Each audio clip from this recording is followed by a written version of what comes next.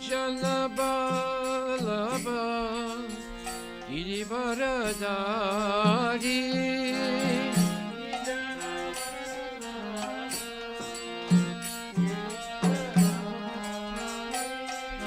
Gopi Jana Balaba Girivaradari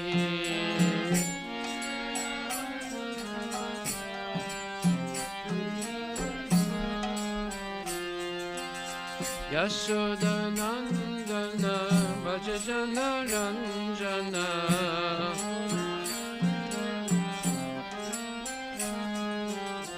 Yashoda Nandana Vajajana Ranjana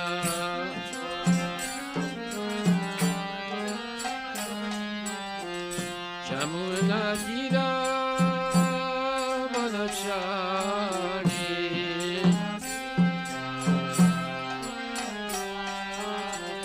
Jamuna Dira Vanachari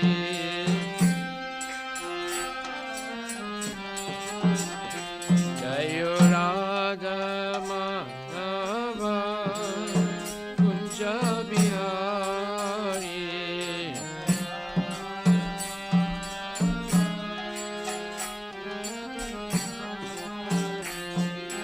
Gopi Jana Balaba Girivaradari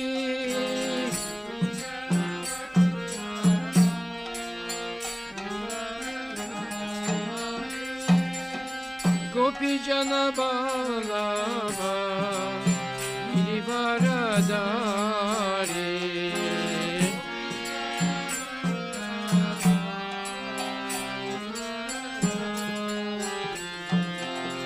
Yashoda Nandana Vajajana Ranjana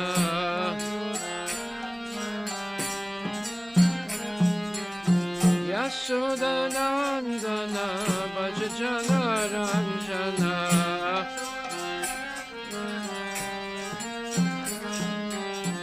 Jamuna Dira Vanachari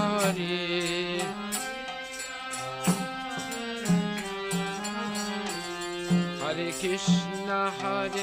Krishna, Krishna Krishna, Hare Hare, Hare Rama,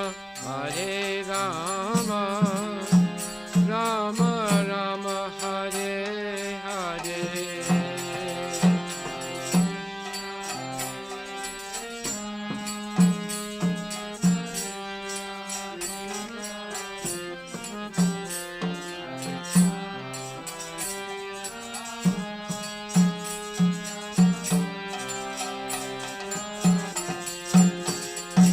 Hare Krishna, Krishna Krishna, Hare Hare, Hare Rama, Rama Rama, Hare Hare.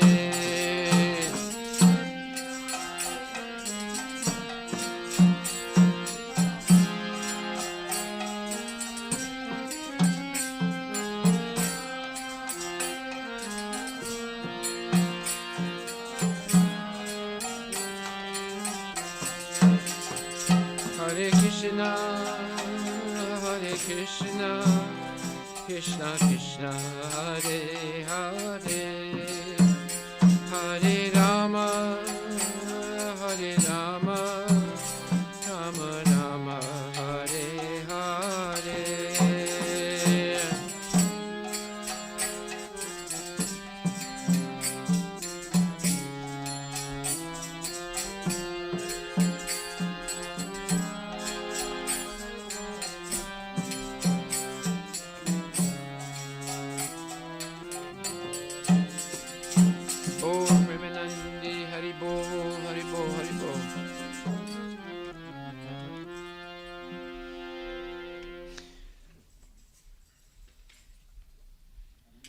Srila Prabhupada ki jai.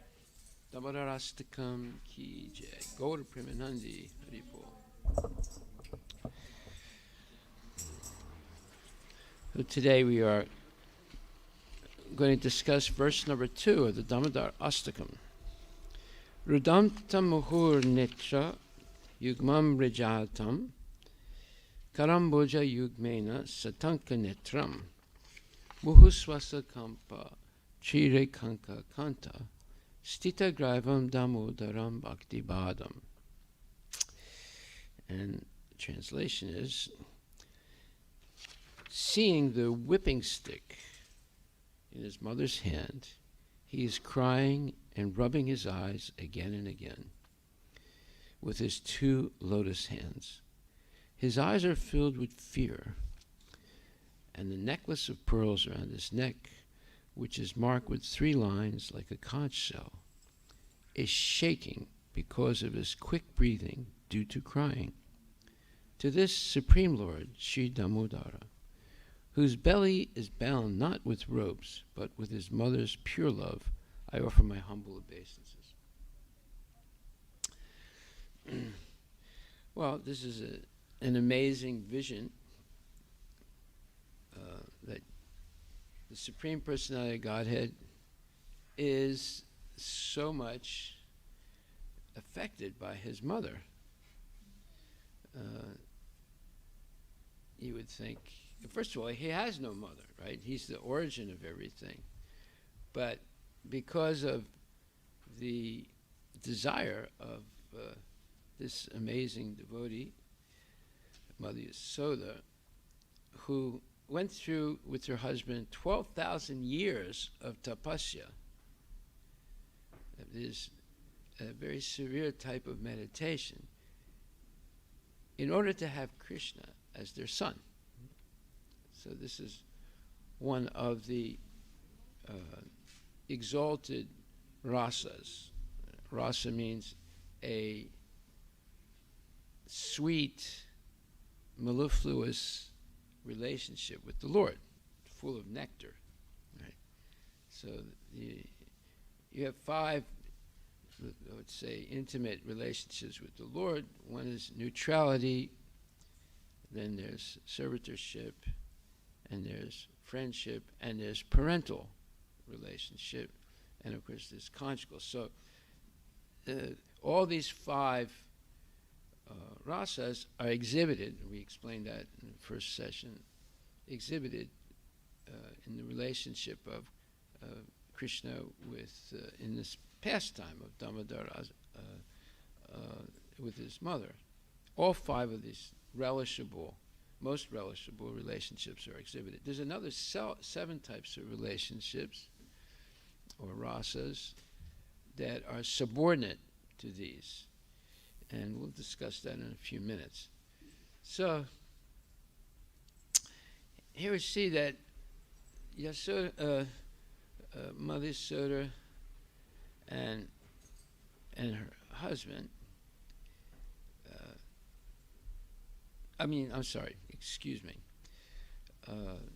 Devaki and Vasudeva.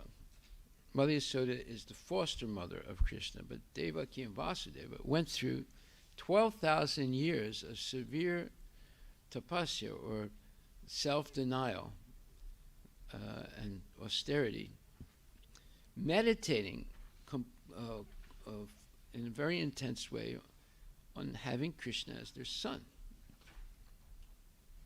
So to enter into such a relationship with the Lord, now the Lord deigns to subordinate himself due to the determination and love of these devotees. So now we see how everything depends on what's going on up here in our mind. Usually the mind is like a nightclub, where there's drinking, smoking, and illicit activities and all kinds of sinful activities going on. But here we see that the minds of genuine devotees are just focused on one thing. So now, when you don't have control of your mind, it can't focus on one thing. There are many things entering the mind.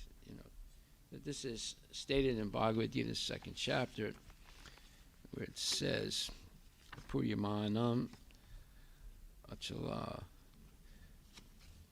It says, Purnyamanam Achala Pratistam. Samudram apak pravisanti yadvat. Tadvat kamayam pravisanti sarve. Sasantim apnati nakamakami. So, a person who's not disturbed by the incessant flow of desires that enter like rivers into the ocean, which is ever being filled but is always still, can alone achieve peace, and not the man who strives to satisfy such desires. So, in other words, it's saying that normal people every day, they have an unending flow of material desires coming into their mind. And one interesting, I'm going to divert a little bit and then I'll come back. One interesting example of this is Freudian philosophy. It's actually philosophy. But Freud, he based his whole philosophy on the idea that the sex drive is what inspires people to work. Well, in the 1920s, some politicians in, I think it was Virginia or North Carolina, one of those states, they wanted to win an election. And they had heard about Freud, so they invited Freud, but he didn't come. So they got Freud's daughter and his top students to come, I think it was to North Carolina, to teach them how they could influence people to vote for them. And they came, and they tried to apply Freudian psychology to winning an election, and it worked. And it went into the papers, and some businessmen in New York read that, and so they contacted Freud's daughter and his top students and asked them that before they go back to Europe, they should come to New York and explain to them how they could sell more products by using Freudian psychology. So they went to New York and they met these big tycoons of business, and basically what came out of it is what you see on advertisements a lot now. Like, for example, someone is driving up a mountain in a Honda, that's convertible Honda car, and there's a woman in a bikini asking for a ride like this, and the man in the Honda stops and smiles, and she smiles, and he says, "Hop in," and she gets into the car, the Honda, and they drive off, going up the mountain. So what's the subliminal message in that advertisement? The message is, if you want the girl, you need to buy the car. See, that's the message. And it works every time. There are many, many advertisements like that. You know, I mean, different degrees of clothing or no or less clothing, but the same idea is there. That, in other words, the driving, let's say, force for action is sex, and that was Freud's idea. That the impetus for all actions in the material world is sex. Now, Prabhupada was asked about this once, and he said, well, that one thing Freud got right. All the rest is wrong in his philosophy, but that one thing is right. You know. So we see, now why am I giving this example? Because there's an infinite number of desires coming into the minds of people in the material world. And what does it say about a devotee? It says, a person who's not disturbed by the incessant flow of desire that enter like rivers into the ocean. So, you know, there's all these gigantic rivers are emptying into the ocean, right? The Nile River, the Mississippi River, the Ganges River, right? So they're just filling the ocean with water coming down from the mountains, and the mountains get the water from the rain, and the rain turns into snow, and the snow sort of gels into ice, and then during wintertime, and then we see that on Mount Rainier, in wintertime it's completely white, right? And then when summer comes, then you see patches of black, and then it always stays white at the very top, but the rest of it melts and comes down the mountain as a river. And the river carries silt with it, minerals from the mountain, because the mountain's a rock. And eventually it goes back into the ocean. So this is called the hydrologic cycle. There are many cycles in nature, right? So in the same way, there are millions of desires coming into the mind of people like rivers emptying into the ocean.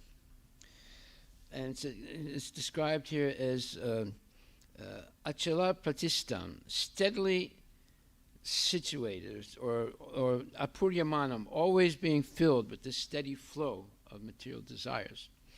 But a devotee is the person who's not disturbed by this incessant flow of desires that enter like rivers into the ocean. And he alone, or she alone, can achieve peace, and not the person who strives to satisfy all these desires.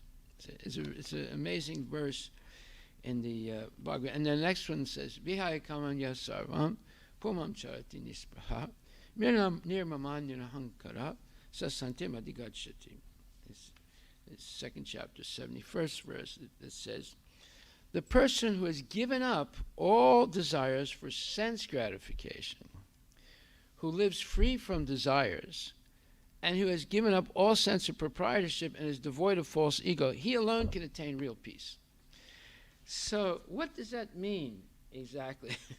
That means that you don't give up all desires. You give up all desires for sense gratification. Those are the desires coming into the mind due to all these businessmen that use Freudian psychology to attract people to buy junk products that they don't really need, right? I mean, you don't really need a Tesla. You could buy a used Ford also. It still gets you from point A to point B, right? But if you want to go from point A to point B with a lot of prestige and a lot of false pride, then you buy these bigger cars, the Maserati or the Lamborghini. Lamborghini is not a type of spaghetti. Lamborghini is the name of a car.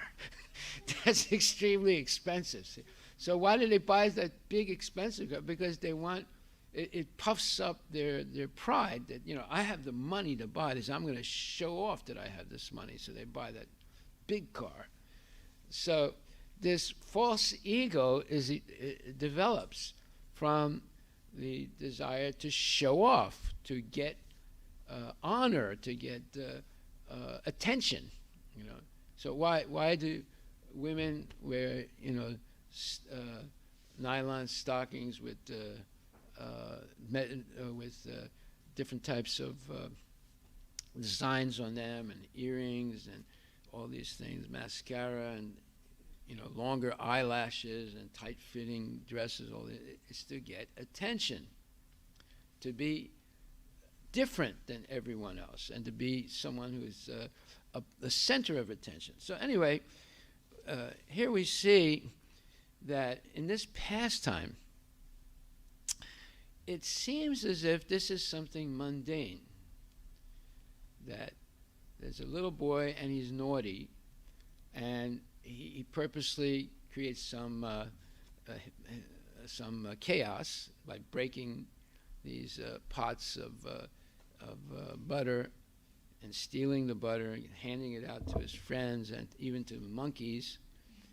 And then the mother comes surreptitiously and is spying on him, and then he feels and he understands she's right near him, and she's got a stick in her hand, and that stick is the stick of chastisement, right? And it's going to hurt him, she's going to spank him with it, So therefore he's afraid. Now here's the Supreme Personality of Godhead, who causes fear, to fear personified, And he's afraid of his mom with this little stick. And Krishna, he encompasses the whole world in his form as Virat Rupa. And this little stick is scaring him. See, this is all incongruous. It's unbelievable if you accept that he's actually the Supreme Personality of Godhead. Well, only devotees do that. So therefore, it's very relishable for the devotees, because they know that this is something extremely special, that only a devotee can relish this pastime. Non-devotees would look at it and say, "What the heck's about this? I'm going to go, watch some real movie, a cowboy movie, people killing each other and things like that. This is boring for me, right?" But for the devotees, it's the most compelling thing, right? Because they can see the incongruity of it. The Supreme Personality of God is afraid of his mother with a little stick in her hand, and where fear itself, the personification of fear, is afraid of him, and he's afraid of her. This is something exceptional. And it is. So Mother Yasoda saw that this mischievous child then cried and cried while rubbing his eyes with his hands, thereby smearing the dark eye-lining cosmetics from them. So that cosmetic is called kajal. You can buy it today. They sell it in India. It's a type of mascara that you put on the bottom and the top of the eyes, and makes the eyes more poignant. It helps the vision of the person, and also it makes the facial expressions with that darkness above and below the eyes very attractive. So it's a type of Indian mascara. It's a little bit different than the mascara you buy in the West, but it has the same purpose, is to amplify the effect of looking at the eyes of this person. It's impelling. You become attracted to it, right? So Krishna is crying, rubbing his eyes, and therefore smearing this mascara, and it's dripping down. See, nowadays they make non-drip mascara, but this is drip mascara. So it's dripping down with the tears on his cheek, and this creates a tremendous sensation in the mind of the observer, that there's the Supreme Personality of God. He's crying, he's afraid, and his mascara is dripping down the side of his eye. I mean, whenever you see a man or a woman that wears something like that, and it starts dripping, it's very embarrassing for them, right? So this is something that's exceptional again. So his eyes became overwhelmed with fright. In this condition, Yasoda seized his hand and proceeded to chastise him in order to instill fear in him. Now, usually, if someone instills fear in someone in the material world, it's highly sinful. It is sinful to scare people in this material world, and one suffers for it. And this is something, like there's a pandemic, and everybody's going to die. So as soon as, whenever you want to make money, this is another technique of big business. Whenever you want to make money, first you scare people. How do you scare them? With scarcity for a essential product. Like, the price of oil goes up because there's a scarcity of it.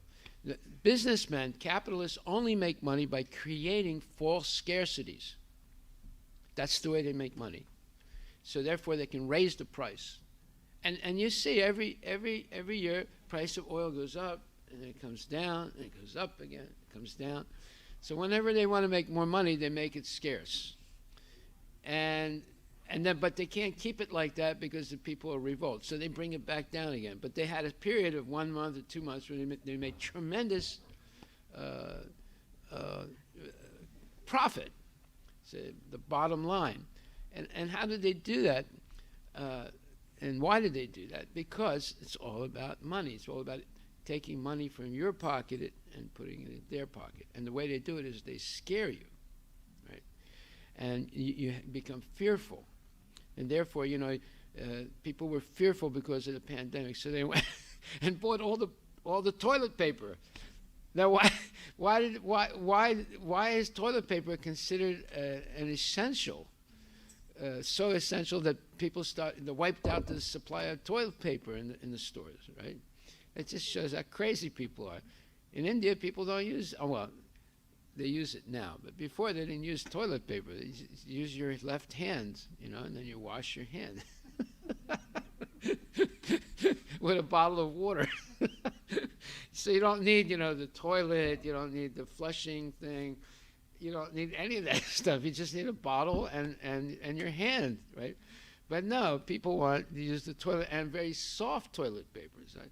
So they went and bought all the soft toilet paper, and it became a rare commodity. Anyway, here we see that the details of this pastime are now spoken of in the second verse, beginning with Rudantam. Seeing the whipping stick in his mother's hand and apprehending being struck with it, he, Krishna, behaved as if terrified. Now, wait a minute. It's not just scared. It's not just fearful. Terrified is a very strong word.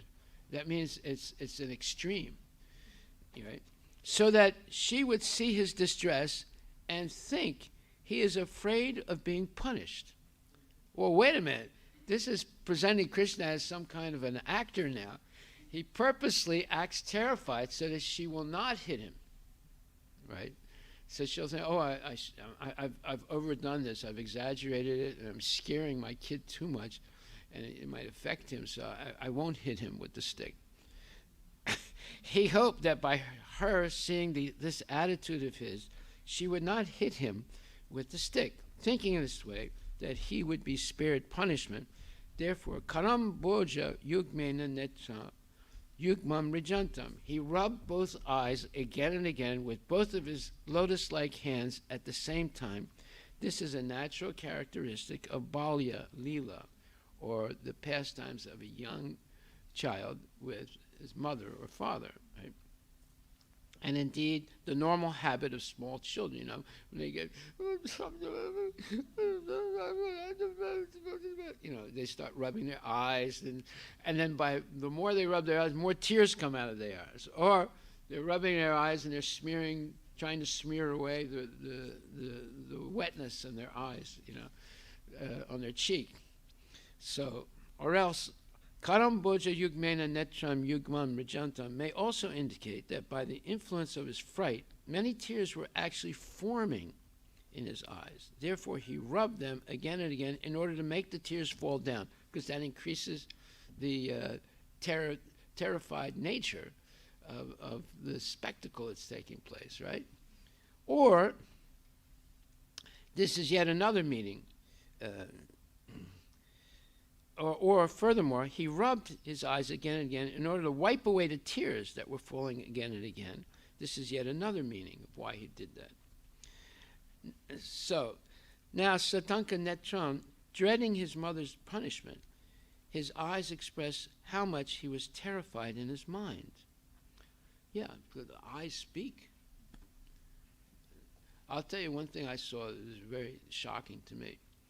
In the last days of Bhakti Charu Maharaj, they showed a video of him in the hospital, and he didn't have the breathing, ventilator, because what did they do? They shoved something into your throat.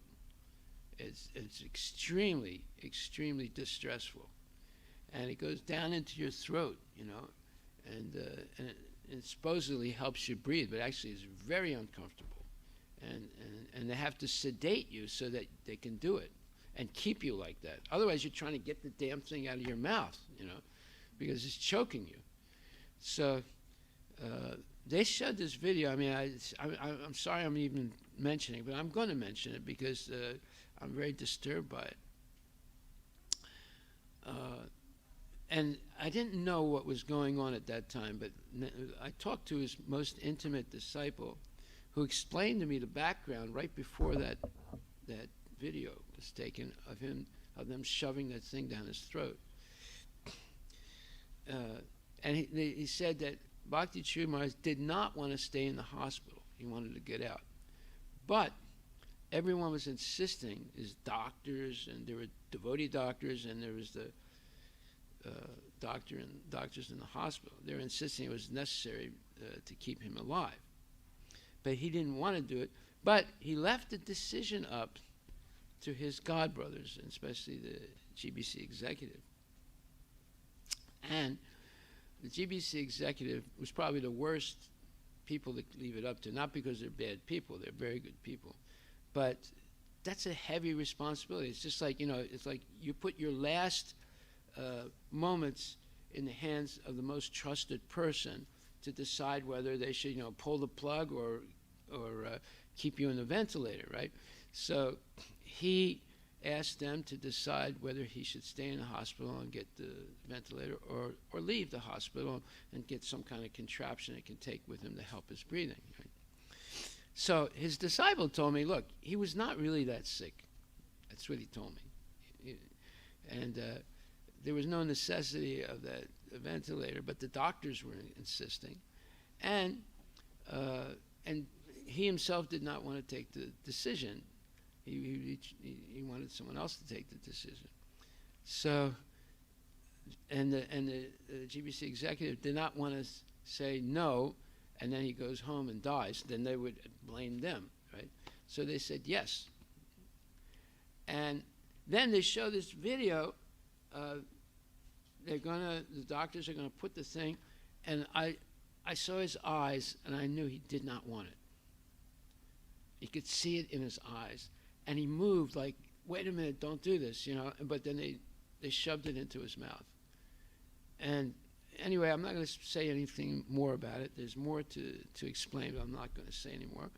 But you see, the eyes speak. And when a person's in distress, you can see it in their eyes. And when a person is happy, you can also see it in their eyes. So in this case, Krishna puts on this tremendous performance, but it's real, because when an actor is a great actor, when they impersonate someone or they assume a new identity in a play or in a movie, the great actors, the greatest actors, when you see them, you're convinced this is real, right? And there were there have been some actors in the past like that. James Dean was one, if you know who he is. And he was really, very emotive when he was acting. So this is this is the supreme actor here, Krishna. And he's playing this role superbly. And he's acting just like an ordinary child that's afraid and terrified. And he increases the level of the terrified nature by these tears and rubbing and the mascara coming down, everything. So now Satanka Netram, dreading his mother's punishment, his eyes express how much he was terrified in his mind. Or else it refers to his glancing this way and that in extreme fear. So when a person's afraid, they look back and forth and they look behind them, and they're just in tremendous expectancy of something horrible happening at any moment. They're in supreme anxiety. So, and they express it by their bodily movements, by their eyes, and so forth. In this regard also, he tries to avoid being punished. Thus, another confidential pastime is disclosed. Now, why does it say this is a confidential pastime? Because, one, only devotees can understand it. And even devotees have a difficult time understanding it. That's why we're spending, going to spend probably like 3 weeks, 4 weeks explaining 8 stanzas of this song, right? And we're going word by word because every word has deep meaning to it. So it's not A, B, C, D. This is advanced spiritual ecstasy. And it is ecstasy. And whenever you see a great performance and it affects you, the emotions that a performance can evoke affects you, and you live it. You live what's happening to the actors also. So I mean, this is the superb. This is the zenith of performance here, and this is an unbelievable pastime, and it's confidential because only a few people can understand it. Mundane people who have material desires, who are dreaming about their 401k and their car and their next vacation and their the boat that they're going to buy, the yacht that they're going to buy, this thing and that. They're not interested in this. This would be considered for them a waste of time. And time is precious, so they don't have any time for this type of tasting the nectar of these words and this poetry and the imagery that it produces, and it's all about the Supreme Personality of Godhead subordinating himself to his devotee out of love. That has no meaning for materialistic people, absolutely no meaning, because they don't have any love, they only have lust. So lust destroys this whole context of the relationship of the purity of the love of a mother for her son. They don't want to hear about things like that. So, moreover, Muhuswasena, due to his crying and sobbing again and again, kampat and trembling, chirekanka, marked with 3 lines, just like a conch shell. So, sometimes on the neck, there might be some lines, and if you look at a conch shell, there are 3 lines on the near the where you blow into the conch shell. You'll see 3 lines. So, who notices these things? You have to be highly sensitive to notice these things. That the 3 lines on a conch shell, there are 3 lines on Krishna's neck right now, and it's the extreme terrified state that's similar to it. So these type of details, like I remember one time this is a long time ago when the LSD first became popular in the 1960s, and I was reading a book by Timothy Leary, the supreme salesman of LSD, and that ruined the lives of hundreds and thousands of young Americans.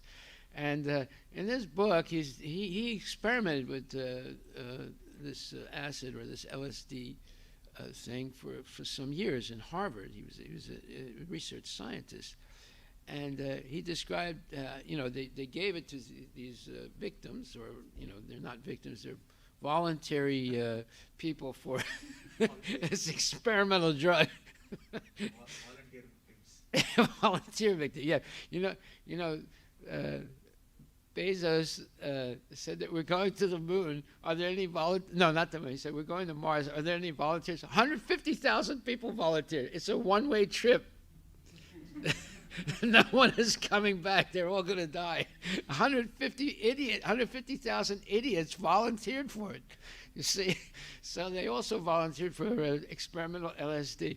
So they were taking notes of what these people were doing on the LSD, And one person was spending about 2 hours looking into a crack in a wooden floor and meditating on the different things he was seeing in the crack. For 2 hours.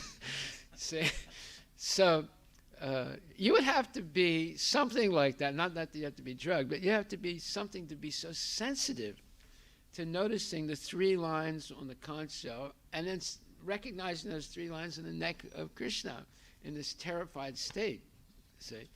So anyway, it says, Chirekanka, marked with 3 lines, just like a conch shell. Kante stitam graivam, all his neck ornaments like pearl necklaces and so forth. He also appears this way. Damodar, whose belly is tied with a rope, he is described thus in the Bhagavatam, 10th canto, 9th chapter, 14th verse. So Krishna has many ornaments on his body. It's just normal. And he has a pearl necklace, and he has diamonds and other precious jewels, and so forth. So it says in this verse 10, 9, 14 says, just as an ordinary mother binds her naughty son Yasoda Mata considered Sri Krishna to be her own ordinary child and tied him to the grinding mortar with a rope.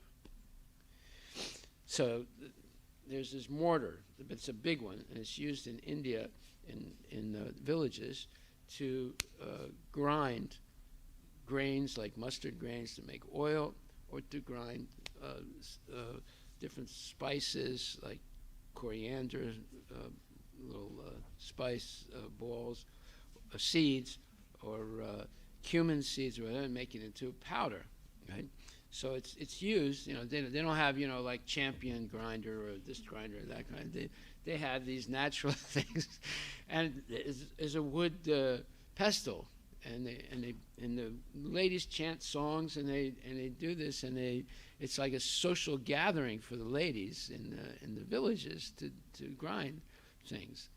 So they have to grind grains and to make flour, and they have to grind spices, and they also make oil from mustard seeds and so forth. So that was a normal thing in the farm, in the village of Vrindavan, to have a mortar and pestle, but a big mortar.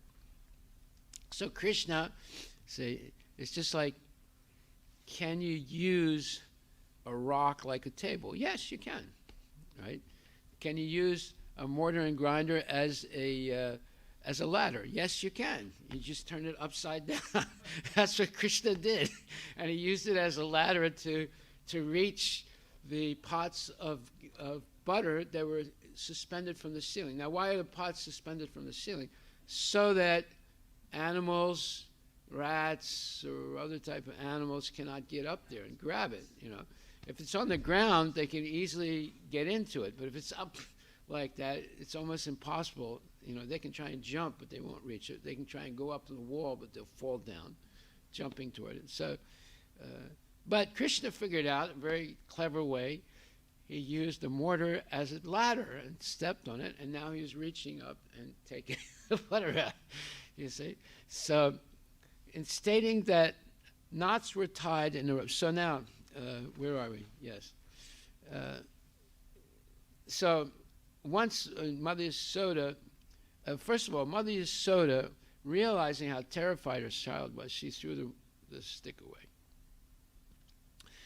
So Krishna's ruse succeeded in one level in making her put the stick away so she wouldn't beat him with the stick. So, but yet, what did she do? She wanted to tie him now. So this is another,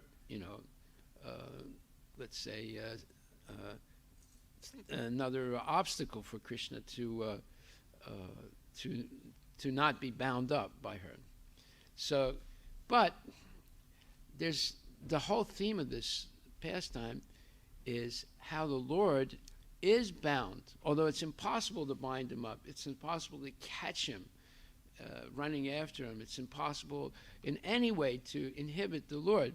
But yet, and this is the whole purpose of hearing this, the Lord becomes vulnerable to the love of his devotee. Now, just like the same thing happens in the material world, but in a perverted way, like the friend of Julius Caesar, Antony, who was a great general and a great supporter of Jesus, of Caesar. But Caesar was assassinated, and Antony was the general. But instead of taking the position of Caesar, he fell in love with Cleopatra and left Rome and to live with Cleopatra. Now, this guy was the biggest general in the Roman army, right? And he was a brilliant general. But he falls in love with this woman who's like a bewildering beauty, and he becomes a wimp. And when the Romans invaded Egypt, he was hamstrung. He couldn't do anything because he was overwhelmed with his attraction to Cleopatra. Like if you're a real soldier, you're not afraid to die. In fact, it's actually an honor to die on the battlefield fighting, right? But if you love someone and you have a strong attachment to someone, then you don't want to die, right? Because you're attached to this to sense gratification, and that's what happened to him. Well, here we can see that love is the strongest force in the material world and the spiritual world. And because of a pure love for Krishna, Mother Yasoda is able to tie him up, where it's impossible to tie the Lord. He accepts being tied up by her. But he puts her through a drama. Every time she tried to tie him, the string was not long enough to make the knot. So she kept collecting more and more strings from her house. And every time she added on more strings, again, there was not long enough to tie the Lord. And after trying many times, she became exhausted. And the gopis who were watching this, they started to smile, and they thought it was amusing. And Mother Yasoda also smiles. And thinks, although she's tired, she's frustrated, and she's trying her best to tie up this naughty boy, she also smiles because she realizes, this is somewhat comical, that the more ropes she brings, it always is not long enough to tie him. There's something mysterious going on. But then Krishna, seeing how determined she is and how tired she is and exhausted, and it's all an expression of her love for him, he agrees to be tied up. So Krishna is only bound by bhakti, or pure devotion, and nothing else. No rope has strength to bind Krishna. Krishna was binded because of the power of Shri Yasoda's bhakti, or devotion and love for him, and his own special quality of willingly being controlled by his bhaktas. Now, this is called confidential secret knowledge. It's not supposed to be revealed. And why is it confidential? Well, it is being revealed. It is open knowledge, but it's called confidential because people who have material desires are not interested in it. That's why it's confidential. It's not because it's being kept a secret. It's not being kept a secret, right? We're hearing it now, right? But people who have material desires are not at all interested in this type of literature, or this type of poetry, or this type of pastime. They're interested when they can make more money and have more sense gratification. That's what they're interested in, So and now Bezos has started a new thing that is a spa in space, right? So every rich person now is going to want to go to a spa in space, 400 or 500 miles up in the sky where you can see the Earth. And they have a picture to publicize it. It's a picture of a naked woman, but you can't exactly see her nakedness because there's a shadow, right? But you can tell this is a naked woman. But because they're up in space, there's less gravity. She's up in the air like this, above the swimming pool. So when people see that, they say, "Oh my God, this is a new type of sense gratification never experienced before. I'm going to pay that $150,000, and I'm going to go up there to the new spa." You say, this is how crazy people are, but that's how clever the businessmen are, right? So here we see that this is confidential because people are not interested in it. That's why it's confidential. Because God becomes vulnerable to the love of his devotee and will do things that he would never do, that's impossible for other people to force him to do. He'll subordinate himself to his devotee. That's why it's called confidential in two ways. Because, number one, you're revealing the vulnerability of God. And number two, most people are not interested in it. In fact, Manushyanam sahasresu kaschit jati siddhayit jatram api siddhanam kaschit mam viti tatpata. Out of hundreds of thousands of people that try for perfection, only one will succeed. And out of many, many of those, maybe millions of those people who achieve perfection, only one will know Krishna in truth. So Mother Yasoda is a very, very special person. And she is able to engage in a symphony of ecstatic love with Krishna. And it's a symphony. Just look at all these little details about these words and how each word has all these different meanings in it and depths of understanding. This is tasting poetry. This is actually tasting it and living it. So it says here that the rope neither had strength or length to bind Krishna, but yet he let himself be bound.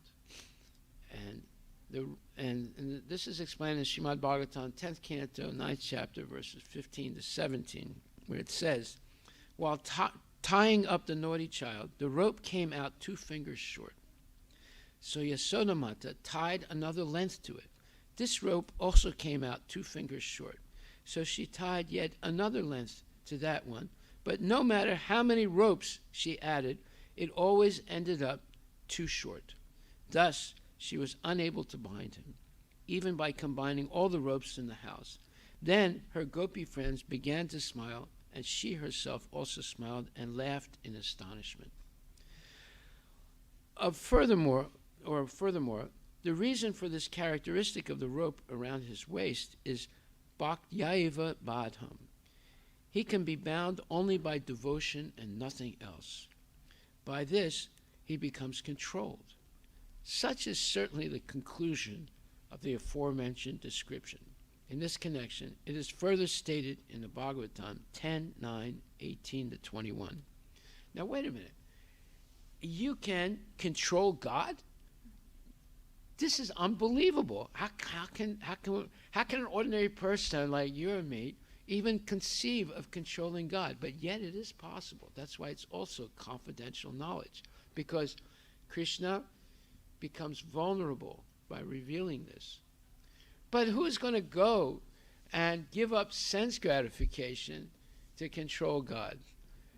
It's just like, who's going to go up in the Himalaya mountains in the wintertime and meditate in a cold, dark, dank cave during the 8 months of sub-zero temperatures and perform tapasya? You know how many people do that? There are over 1 billion people in India, right? Hardly 5 people do that. That's staying in the wintertime. More of them go up in the summertime.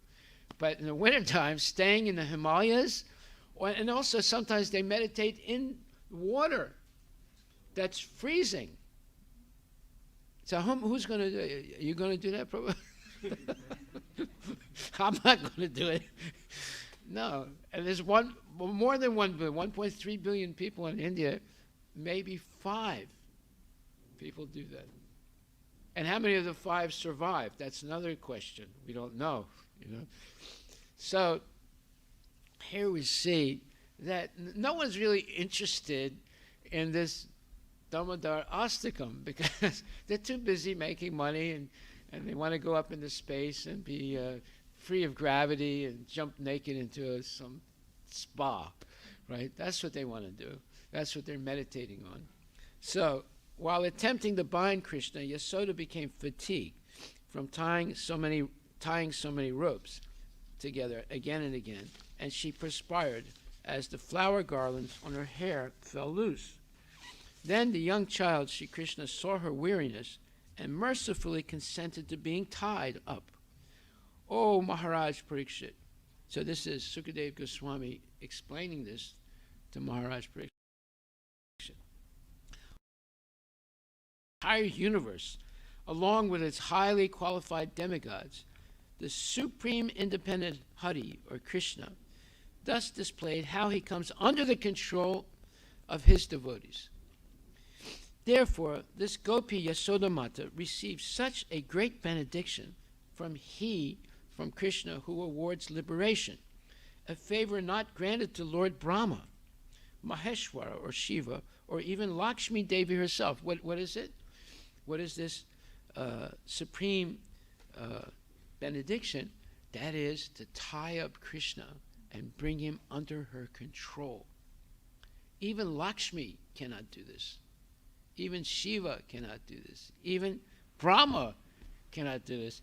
But Yasoda is able to do it that just shows the intensity of her love for Krishna. And just like George Harrison said, all you need is love. But it's not that easy. So it says here, therefore this Gopi Yasodamata received such a great benediction that he who awards liberation, a favor not granted to Lord Brahma, Maheshwara, or even Lakshmi Devi herself, who sports as half the body of all the Lord's incarnations. Bhagavan Gopika Sutta. So notice Lakshmi Devi is with Narayana all the time and engages, what does it say?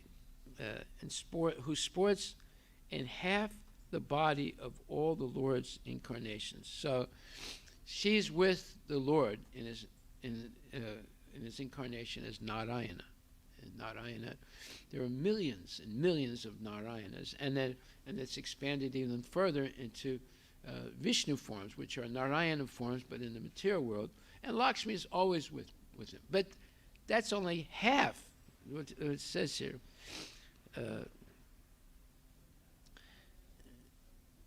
Because he only rules half the universe. The universe is in two halves. Half of the universe is covered with water, and that's where Narayan is, or Vishnu is. And the other half is there's no water there, and it's a sky. So we don't see that sky so well. We don't perceive it. When they look at a telescope, they don't see these things. But that's actually it's like a oval ball surrounded by 7 tremendously long layers of material elements. Even the scientists know today that what they see with a telescope is only 4 or 5% of the universe. There's all these coverings to it where there's no light, so you can't see it. And those coverings, each one is 10 times bigger than the other: earth, water, fire, air, ether, mind, and intelligence. There's no false ego, because false ego is false. So there's only 7 coverings of the universe. We have the false ego in the mind, but the universe doesn't have a false ego. So therefore, anyway, here it says, therefore this Gopi Yasodamata received such a great benediction from he who awards liberation, a favor not granted to Lord Brahma, Maheshwara, or even Lakshmi Devi herself. Yeah, he'll give liberation, it means, but not this confidential knowledge and relationship with him. It's very special. He'll easily give liberation. He gives liberation to the demons also. When he kills a demon, the demon gets liberation because it's killed by Krishna. But he won't give this special relationship that Yasoda has, and the gopis have, and Radharani has, and the gopas have easily. You have to go through a long process of devotional service with many, many lifetimes to be able to attain such a... And even then, he looks at your sincerity of love. See? So that is not something immediate. It takes a very long time. Okay, so therefore this Gopi Yasoda receives such a great benediction. Even Lakshmi cannot get. Bhagavan Gopika Sutta, the Supreme Lord, appearing as the son of a cowherd woman, is thus readily available for his devotees, yet remains far away from those absorbed in the bodily concept of the 8-fold yoga practices. So he's talking about even the yogis who are perfect yogis. Like one perfect yogi was Durvasa Muni. He had all the yoga cities. He could even travel up to Vaikuntha. That's how powerful he was. But he could not enter. So even these yogis who are perfect in all the 8 cities, all perfections of yoga, Anima, Lagima, Mahima, and so forth, even they cannot have what Yasoda Maya has. And she's just an ordinary cowherd woman. She's just an ordinary cowherd woman. But yet she has this perfection of intimacy with Krishna that even the greatest yogis cannot have. So that's why it says that you cannot know Krishna by karma, jnana, or yoga, mystic yoga. You can only know him by bhakti. Bhakti mam abhijananti yavanyaschasmi tatpata tatumam tatvato gyatva vishite tad anantaram. You can only know Krishna by pure devotion and love for him.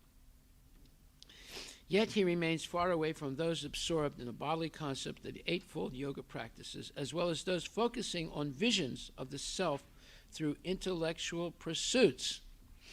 In other words, the tapasvis and the jnanis embark on a very difficult path of spiritual search, but being completely unable to attain Bhagavan Krishna, at best can end up realizing only a minute or a minute fraction of Lord Krishna's true glory. So this is actually a verse also in the 12th chapter of Bhagavad Gita, which says, Kleso dikaritas jaiva. Everything is in the Bhagavad Gita. For those whose minds are attached to the unmanifested, impersonal feature of the Supreme, advancement is very troublesome. To make progress in that discipline is always difficult for those who are embodied. So, Prabhupada says, the group of transcendentalists who follow the path of the inconceivable, unmanifested, impersonal feature of the Supreme Lord are called jnana yogis. And persons who are in full Krishna consciousness engaged in devotional service to the Lord are called bhakti yogis. Now here the difference between jnana yoga and bhakti yoga is definitely expressed. The process of jnana yoga, although ultimately bringing one to the same goal, is very troublesome. Whereas the path of bhakti yoga, the process of being in direct service to the Supreme Personality of Godhead, is easier and is natural for the embodied soul. So, Krishna gives his opinion here, 12th chapter, Bhagavad Gita, 5th verse. Don't get involved with jnana yoga or mystic yoga, or the yoga cities, and don't get involved in karma yoga or performing ritual performances in order to be elevated to higher material planets in the material world for better sense gravity. Don't get involved in any of those things. Just come directly to bhakti yoga, right? Okay, so then it says here, these verses from the Bhagavatam indicate direct proof of all such conclusions. Elsewhere in the Bhagavatam it is stated 10:10:25.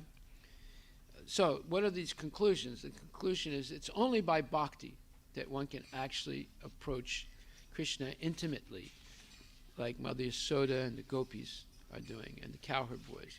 You cannot do it by these other yoga processes.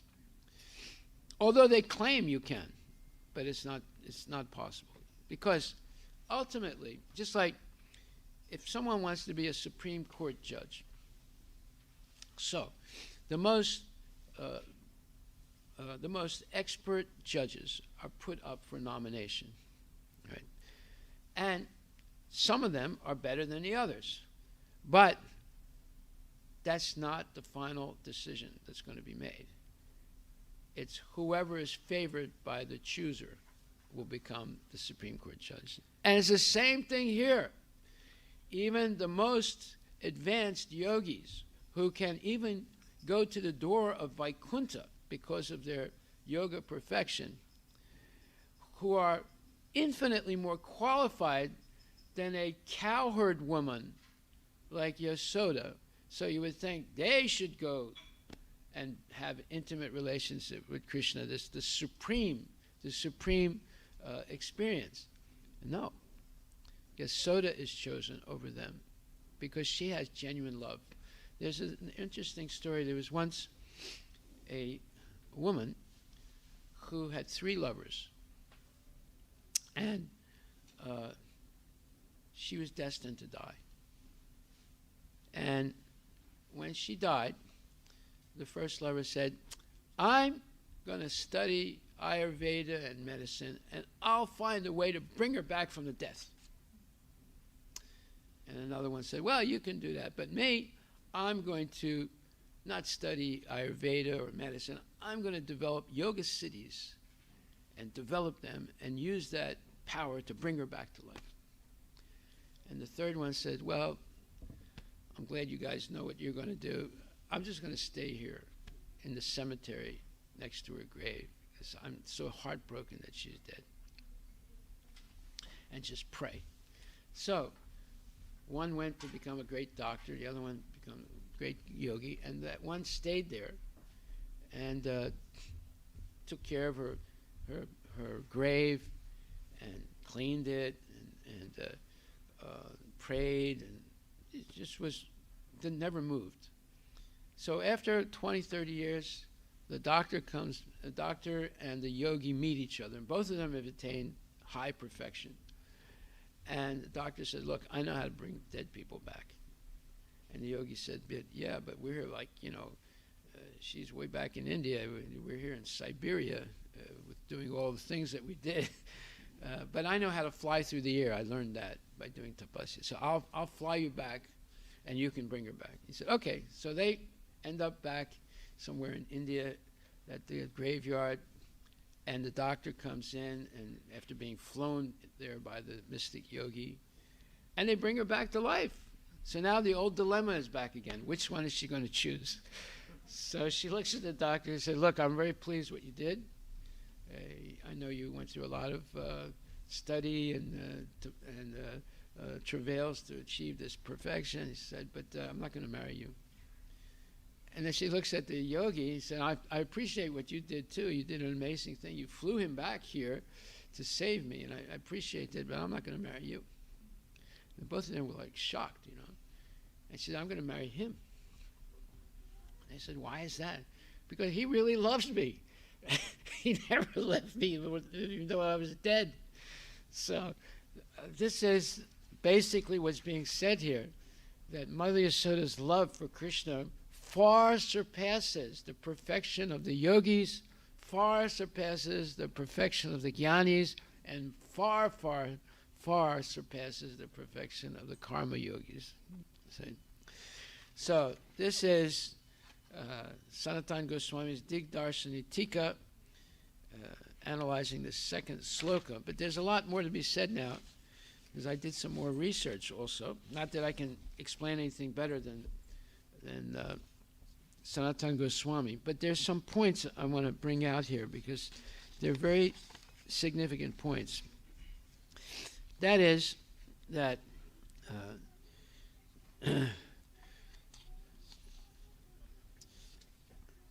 number one, there's a verse, the 10th canto, 13th chapter, 50th verse, that said, those Vishnu forms by their pure smiling, which resembled the increasing light of the moon, and by the sidelong glances of their reddish eyes, created and protected the desires of their own devotees, as if by the modes of passion and goodness. Now this the whole Bhagavatam is the supreme study of Krishna, the science of Krishna. Not just Krishna, the science of Krishna. And it's full of the most profound poetry. Shakespeare, compared to Vyasadeva, is like the germ in the intestine of a fly compared to the gigantic production of Vyasadeva. There's no comparison of the poetry of Shakespeare to that of Vyasadeva. And the content of the poetry is so profound that if you understand even one verse of the Srimad Bhagavatam, you can be liberated. In fact, Bhaktisiddhanta Saraswati Thakur, as I explained before, spoke 3 months on the first verse of the Srimad Bhagavatam, and that would be the same thing for most of the verses of the Bhagavatam. It would take months and months of analysis to understand what's being said. There's so many layers of meaning. That's why devotees never get tired of reading and rereading and rereading and rereading and rereading ad infinitum of Bhagavad Gita and Srimad Bhagavatam, because every time they reread it, they find something new that they missed before. And I'm telling you, that is actually the experience. If you are actually chanting and following the rules and regulations, there's a kaleidoscopic experience in reading the Bhagavad Gita and Srimad Bhagavatam. And every time, even though you read it 100 times, the 101st time you're going to see something new that you missed. And I guarantee it. So anyway, what does this mean, this verse? Well, in the purport, Prabhupada explains. He says, those Vishnu forms, and there's millions of Vishnu forms. These are all expansions of Krishna. Those Vishnu forms bless the devotees with their clear glances and smiles, which resembled the increasingly full light of the moon. Shreya Kaira Vichandrika Vitaranam. As maintainers, they glanced upon their devotees, embracing them and protecting them by smiling. Now, how can you embrace someone by smiling? Yes, you can. You might say, well, it's an oxymoron, embracing someone by smiling. But yes, the smile of the Lord actually embraces the devotee. Their smiles resemble the mode of goodness, protecting all the desires of the devotees, and the glancing of their eyes resembled the mode of passion. Actually, in this verse, the word raja means not passion, but affection. In the material world, rajo guna is passion. But in the spiritual world, it is affection. In the material world, affection is contaminated by rajaguna and tamaguna, or passion or lust and ignorance. But in the Suddha Sattva, the transcendental world of pure goodness, the affection that maintains the devotees is transcendental. So here, see, you have to read the Bhagavatam very carefully and very slowly, verse by verse. You can't jump around. You have to, if you do it, then you start, like if you're a speed reader, you're going to miss 99% of the meaning of what you read, you speed read. But if you hear the Bhagavatam every day, verse by verse, then you begin to taste and experience the different levels of meaning in the verses. And there's nothing more exhilarating than this experience. I'm telling you right now. But you have to develop the sensibility to experience it. So, just like one time there was a antique expert who went to an antique fair, and he was looking around at all the different booths. They had all these different things for sale, and he stopped at one and was very interested in a bucket of old coins. So he said to the lady who owned it, he said, "How much you want for it?" She said, "I want $60." He says, "I'll give you 30." What? So I paid 30 for it. He said, no, it's not worth more than that. And then so they argued back and forth. So it finally settled on $45. So he took it was a pail of old coins, and he had been fingering the coins a little bit like that, you know. But it wasn't like he was really interested in it, you know. And obviously $60, $45, you know. It was like a bunch of old coins.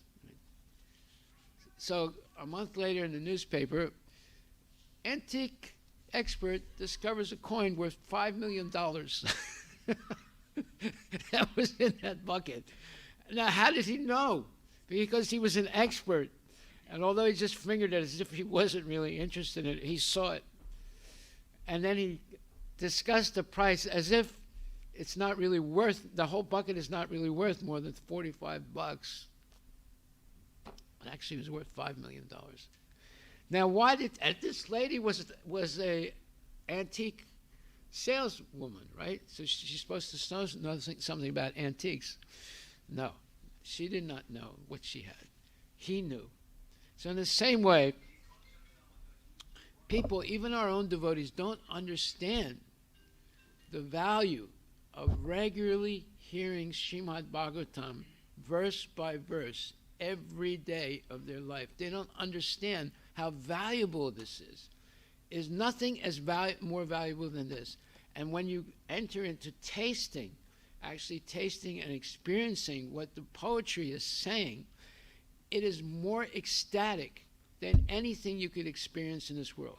It's more ecstatic than going up 500 miles into space, becoming naked and jumping into this spa pool. Or it's more ecstatic than any sense gratification you could ever have in this material world. Because this is the spiritual senses that are experiencing now, not the material senses. See?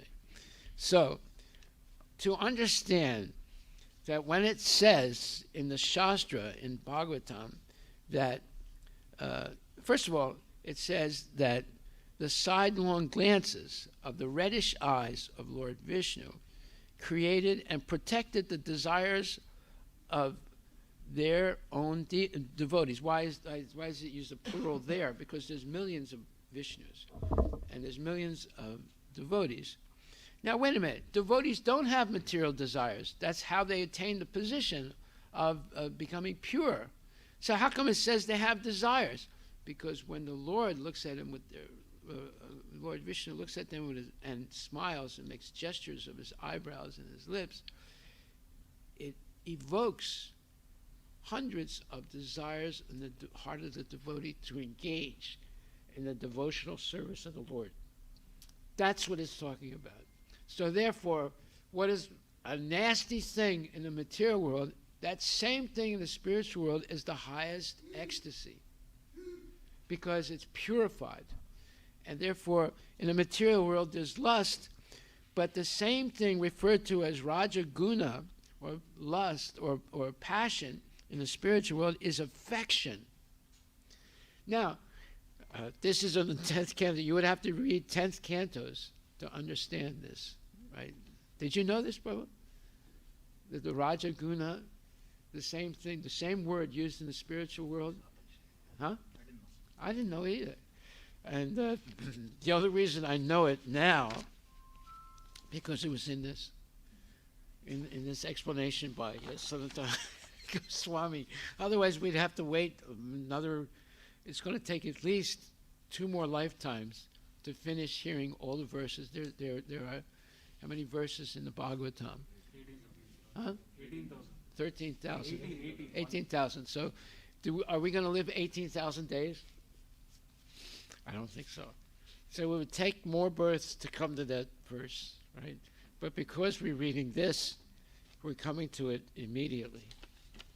Therefore, there's a real interest in hearing about this Damodarastakam, because it's full of nectarian, relishable realizations that we would not normally get.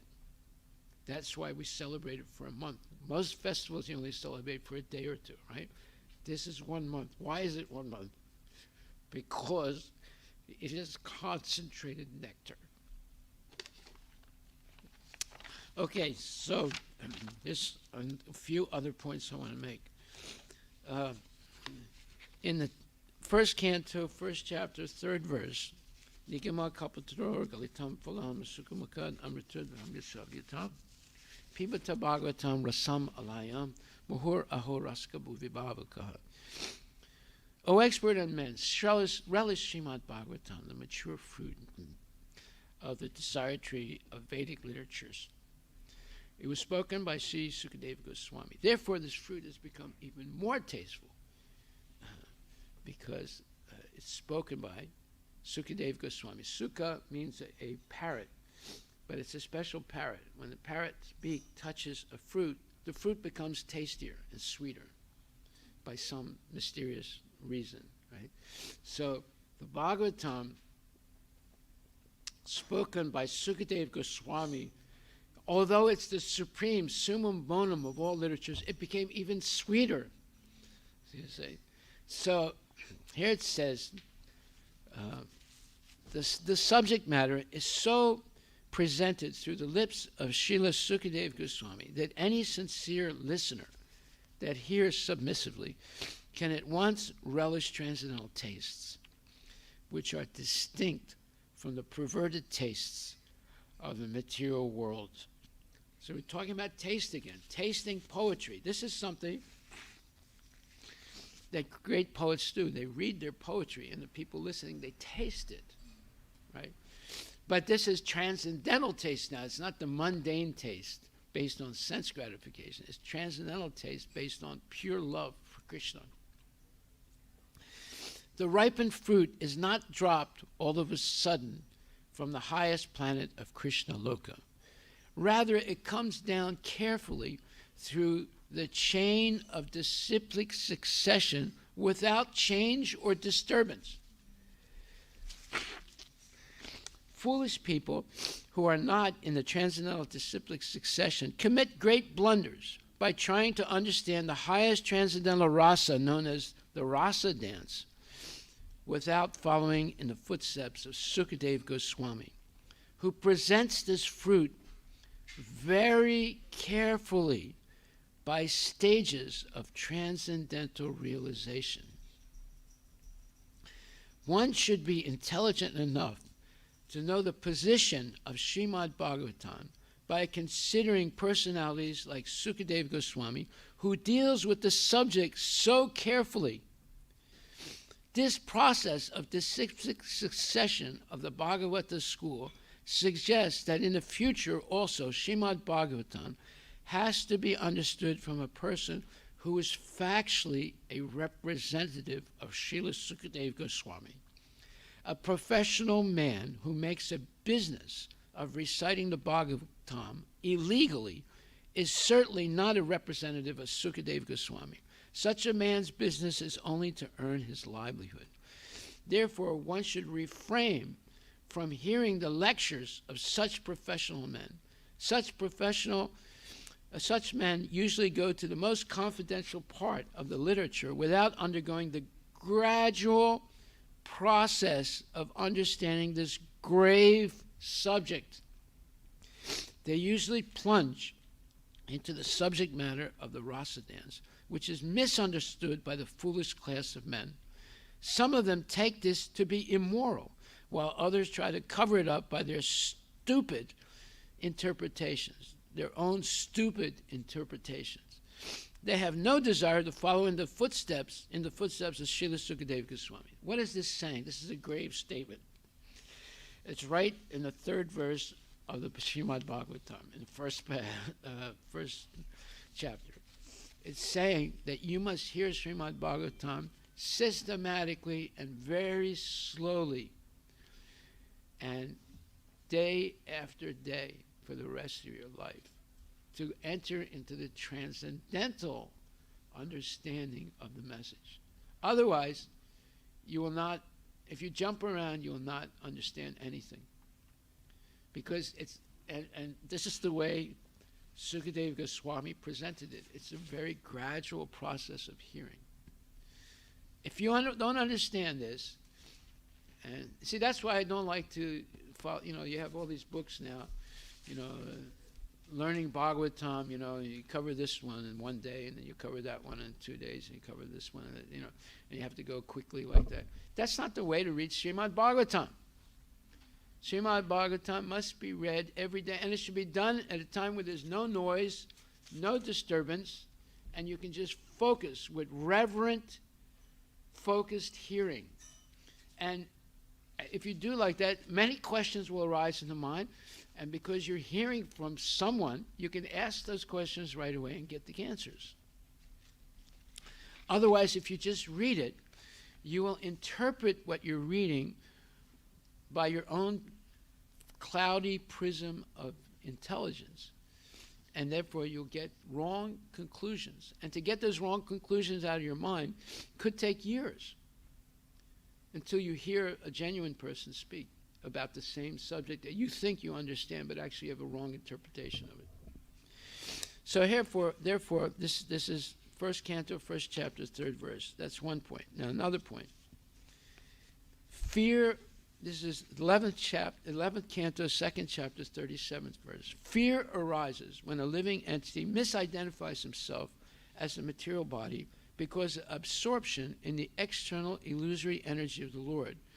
When the living entity thus turns away from the Supreme Lord, he also forgets his own constitutional position as a servant to the Lord. This bewildering, fearful condition is affected by the potency of illusion called Maya. Therefore, an intelligent person should engage unflinchingly in an unalloyed devotional service to the Lord under the guidance of a bona fide spiritual master whom he should accept as his worshipable deity and as his very life and soul. Now, why am I reading this? Because this whole pastime that we read today is about Krishna being fearful. But his fearfulness is not the same as the fearfulness we have due to the pandemic, due to, I might lose my job in Microsoft, due to, my wife is sick and she might die, or due to, hey, my kids, they're getting E's and F's and D's, and there's something wrong with my kid. No, it's not that type of fear. It is actually a transcendental emotion that one can only understand if they hear Bhagavatam carefully day after day, spoken by genuine devotees. So now let's hear what the purport is to this verse from the 11th canto, 2nd chapter, 37th verse. According to Srila Sridhar Swami, the objection may be raised that since fear is caused by ignorance, it can be dispelled by knowledge, and there is no need to worship the Supreme Lord. This is what all the atheists say, by the way. These big, and the biggest, dumbest atheists are Englishmen from England. This Dawkins, he's one of the dumbest guys in the whole world, but everyone thinks he's really smart. He's one of the dumbest people that's ever walked the face of the earth, right? You read his book, he's got a lot of books, trying to convince you that there's no God. See? It's like trying to convince you don't really have a mother and a father. You're a test tube baby. Well, even a test tube baby has a mother and father, right? But he's trying to convince you don't have a father. He's the dumbest guy in the world. But yet, people read his books, buy his books, invite him and pay him big salaries to speak his nonsense.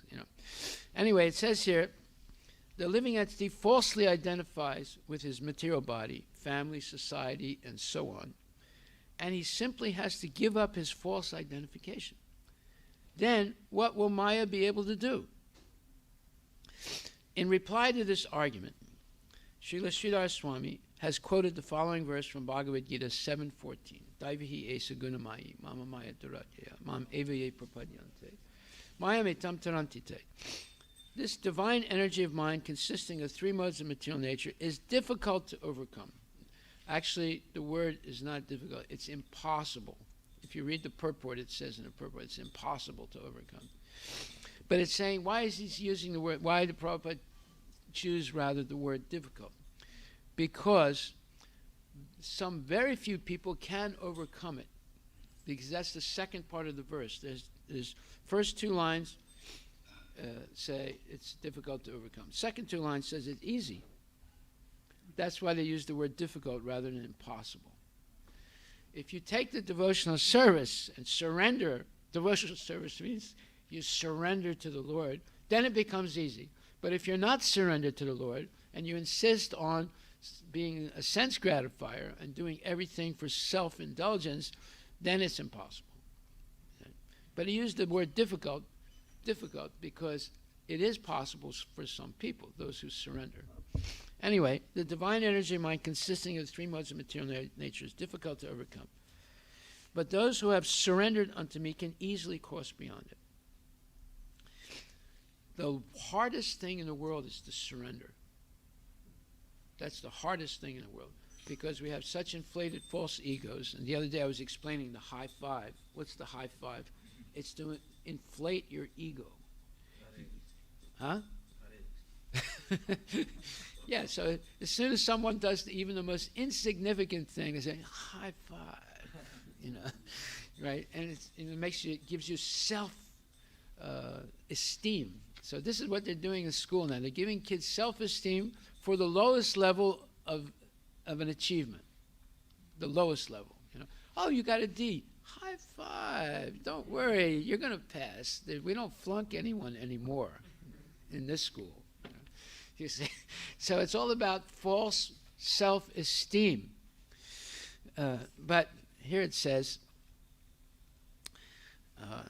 the living entity called Jivatatma is one of the potencies of the Supreme Lord, but the constitutional positioning of living entity is tatastha, or marginal. Being minute, every living entity is eternally dependent upon the supreme living entity, Krishna. This is confirmed in the Vedic literature as follows. Nityo nityanam, chaitanas chaitananam, eko bahunam, yo vadadati kamam. Among all the eternally conscious beings, there is one supreme eternal living being who is supplying the needs of all the innumerable others. So that's the difference between Krishna and us. We depend on Krishna because he's the one that's feeding us, right? He makes the rain flow. He controls the sun. He controls the seeds. Without him, we would be, I don't want to use the colloquial phrase, but we would be in a very difficult situation. Anyway, it says here, among all the eternally conscious beings, there is one supreme eternal living being who is supplying the needs of all the innumerable others. This is Katha Upanishad, 2nd canto, 1st chapter, 12th verse. Krishna Das Kaviraj has stated, Ekale Ishwara Krishna Ara Sabha Britya. Krishna is the only independent controller. All other living entities depend upon him. Chaitanya Charitamrita Adi Lila 5.142. Just as the finger is part of and parcel of the body, and therefore must always be engaged in bodily service, we as parts and parcels of Krishna, Mamayavamsa Jiva Loke, Jiva Bhuta Sanatana. That's although he doesn't write it here, that is the 15th chapter, 7th verse of Bhagavad Gita. So every statement Prabhupada is making, he's giving the scriptural evidence. What does Asat Guru say? Asat Guru, they call him Satguru, but it's actually Asat.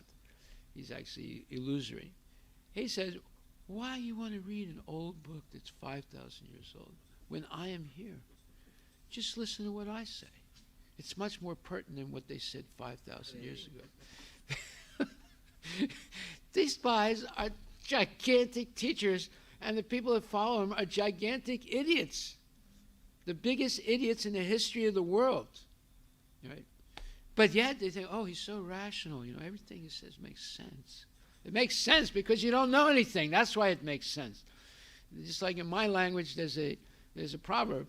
He who knows nothing will believe anything. And because the people in India are so stupid, very few of them have any knowledge of the Vedas. I'm telling you this. Although the Vedas are the property of India, but very few people understand anything about the Vedas. Therefore, these phony man gods come and cheat them in making all these so-called rational statements. When you make a rational statement to an irrational person, you don't need to make a rational statement. You just make an irrational statement to an irrational person, and they believe it because they don't have any discrimination or discernment. All they know is, how to eat meat and go on vacation and gamble and philander. That's all they know. They're experts at that, but they're not experts in the Vedas. Indians are not experts in the Vedas. Believe it. It's a fact. We know this now. Only Prabhupada was an expert. That's why he could spread it all over the world.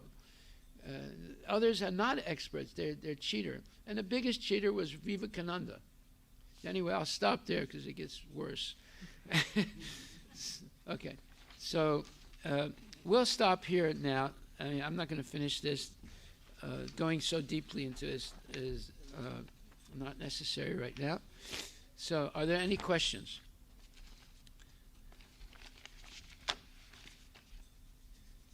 Okay, so we'll pick up next time. We're going to chant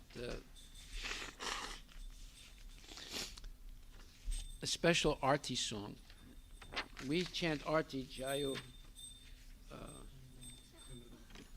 But this is another one written by Bhaktivinoda Thakur. And you're going to put it up?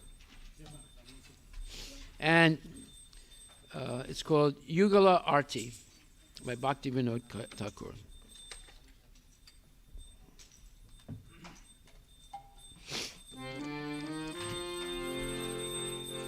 Jaya Jaya Radha Krishna Yugala Milan Aroti karo lalita di sakagam. Jaya Jaya Radha Krishna Yugala Milan. Aroti karo lalita di sakagam. Jaya Jaya Radha Krishna Yugala Milan. Aroti karo lalita di sakagam.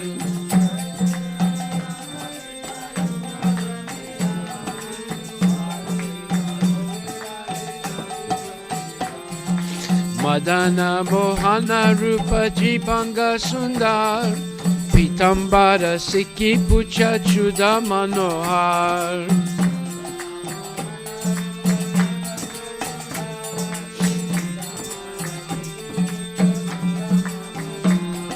Jaya Jaya Radha Krishna Yugala Milan. Aroti karo lalita di sakhigan.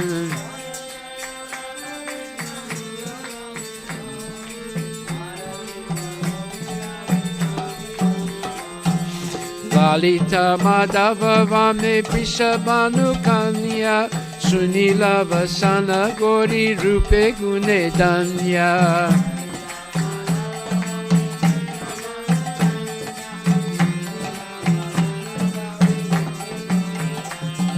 Jaya Jaya Radha Krishna Yugala Milan.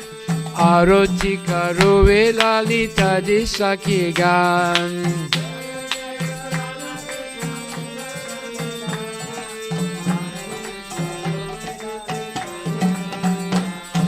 Nana vida alankara kori jalamala. Harimano vimohana vadana ujvala.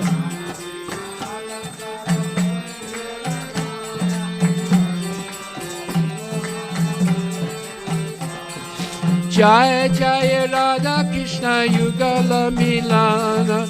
Aroti karo lalita di sakhigana.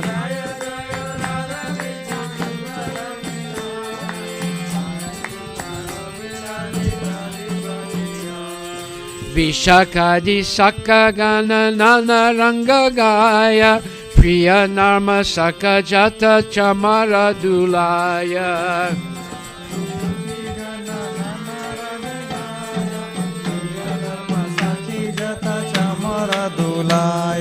Jaya Jaya Radha Krishna Yugala Milana. Aroti karo lalita di sakhigana. Jaya Jaya Radha Krishna Yugala Milana. Arati karo lalita di sakhigana. Shri Radha Madhava Pada Sarasija Ase. Bhakati Vinoda Sakhi Pade Sukhe Base. Shri Radha Madhava Pada Sarasija Ase. Bhakati Vinoda Sakhi Pade Sukhe Base. Jaya Jaya Radha Krishna Yugala Milana. Karoti karo lalita di sakhigana. Jaya Jaya Radha Krishna Yugala Milana. Arati karo lalita di sakhigana. Hare Krishna Krishna Krishna Hare Hare. Hare Rama Rama Rama Hare Hare. Hare Krishna Krishna Krishna Hare Hare. Hare Rama Rama Rama Hare Hare. Hare Krishna Krishna Krishna Hare Hare. Hare Rama Rama Rama Hare Hare. Hare Krishna Krishna Krishna Hare Hare.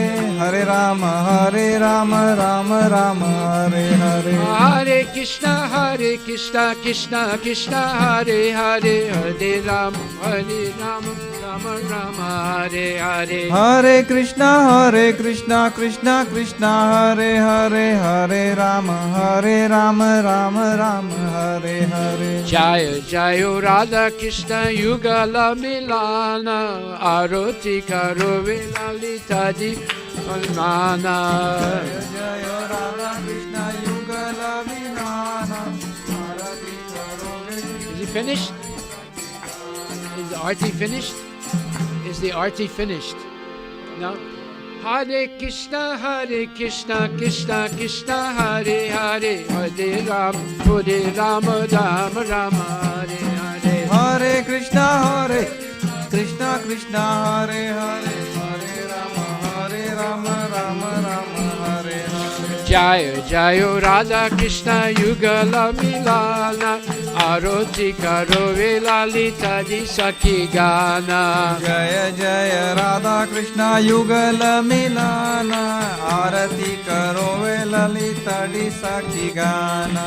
Hare Krishna, Krishna Krishna, Hare Hare, Hare Ram, Ram Rama, Hare Hare. Hare Krishna, Krishna Krishna, Hare Hare, Hare Ram, Ram Ram, Hare Hare. Bolo Hare Krishna, Krishna Krishna, Hare Hare, Hare Ram, Ram Rama, Hare Hare. Hare Krishna, Krishna Krishna, Hare Hare, Hare Ram, Ram Ram, Hare Hare. Jaya Jaya Radha Krishna Yugala Milana, Aroti Karo Lalita Di Sakhi Gana. Jaya Jaya Radha Krishna Yugala Milana, Arati Karo Lalita Di Sakhi Gana.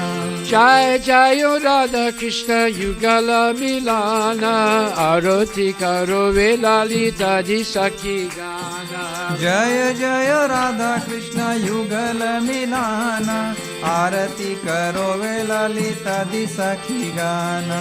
Jaya Jaya Radha Krishna Yugala Milana, Aroti Karo Sakhi Gana. Jaya Jaya Radha Krishna Yugala Milana, Aroti Karo Lalita Di Sakhi Gana. Jaya Jaya Radha Krishna Yugala Milana, Aroti Karo Lalita Di Sakhi Gana. Jaya Jaya Radha Krishna Yugala Milana, Arati Karo Lalita Di Sakhi Gana. Jaya Jaya Radha Krishna Yugala Milana, Aroti Karo Lalita Di Sakhi Gana. Jaya Jaya Radha Krishna Yugala Milana, Arati Karo Lalita Di Sakhi Gana. Jaya Jaya Radha Krishna Yugala Milana, Aroti Karo Lalita Di Sakhi Gana. Jaya Jaya Radha Krishna Yugala Milana, Arati Karo Lalita Di Sakhi Gana. Hare Krishna, Krishna Krishna, Hare Hare, Hare Ram, Rama Rama, Hare Hare. Hare Krishna, Krishna Krishna, Hare Hare, Hare Ram, Ram Ram, Hare Hare. Hare Krishna, Krishna Krishna, Hare Hare, Hare Ram, Rama Rama, Hare Hare. Hare Krishna, Krishna Krishna, Hare Hare, Hare Ram, Ram Ram, Hare Hare. Hari Bol, Hari Bol, Hari Bol, Hari Bol. Hari Bol, Hari Bol, Hari Bol, Nitai Gaura Hari Bol. Nitai Gaura Hari Bol, Hari Bol. Nitai Gaura Hari Bol, Hari Bol, Hari Bol. Nitai Gaura Hari Bol.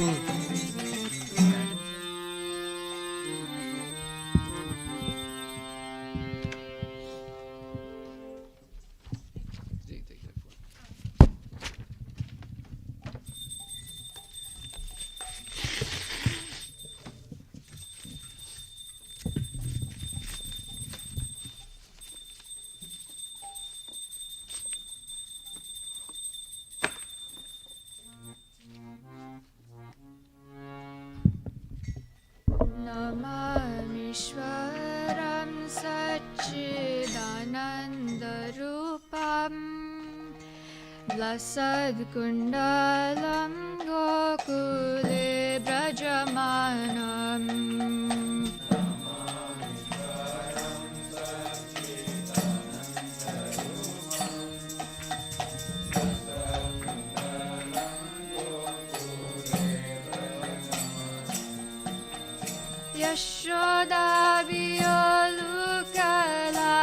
Pavamanam Param Vrishtamatyantadodyutya Gopya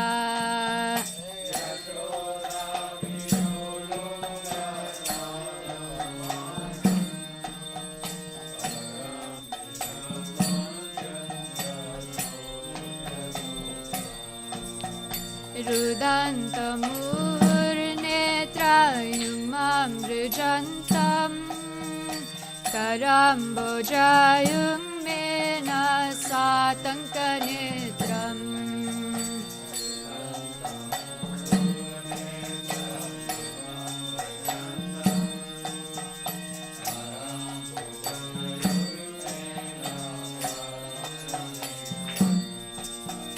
Muhshvasakam patrirekangakanta Stitagraivam damodaram bhaktibandham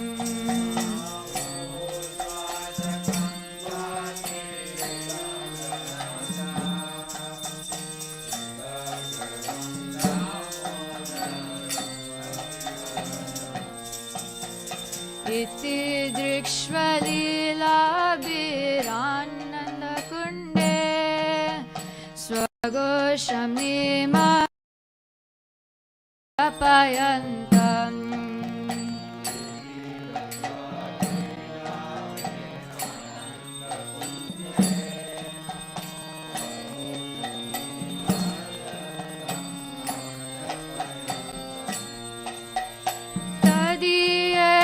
Tadiyeshitagneshu bhaktirjitatvam Purna prematastam satavriti vande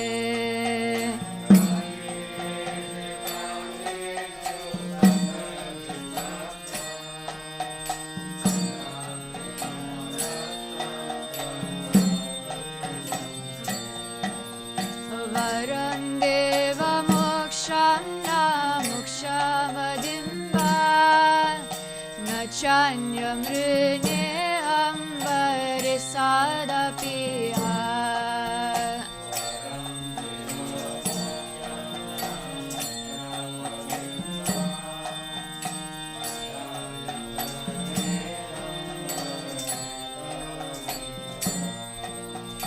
Idam teva purnata gopala balam Sada me manasya virastam kimanye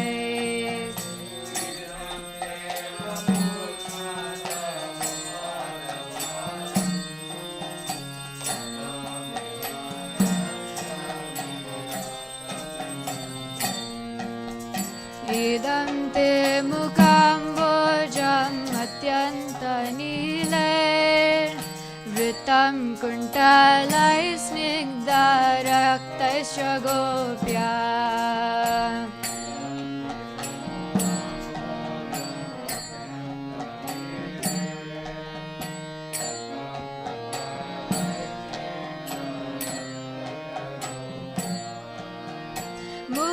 Muschumbitam bimbaraktandaram me Manasya virastamalam lakshalave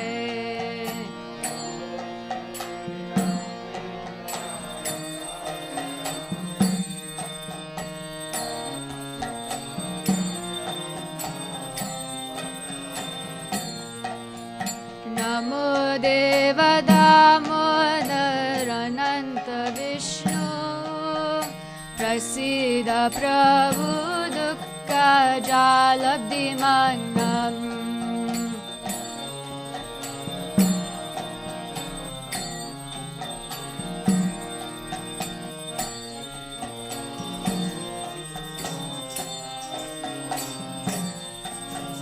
Kripadrishti Vrishtiyati Dinam Batanu Grihanishama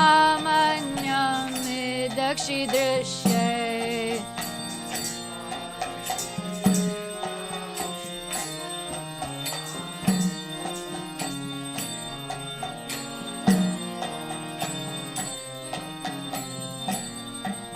कुबेरात्मजो बद्धमूर्ते वयद्वन् त्वया मोचितौ भक्तिभजौ कृतौ च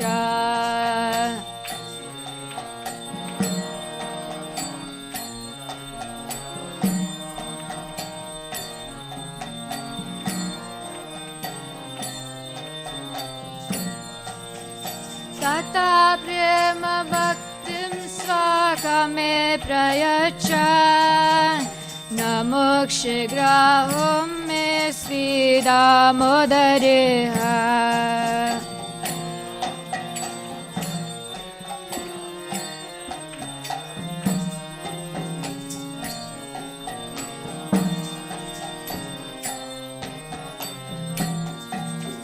नमस्ते स्तुदाम्ने स्फुरदिति दाम्ने त्वदीयोदराय त्वविश्वस्य दाम्ने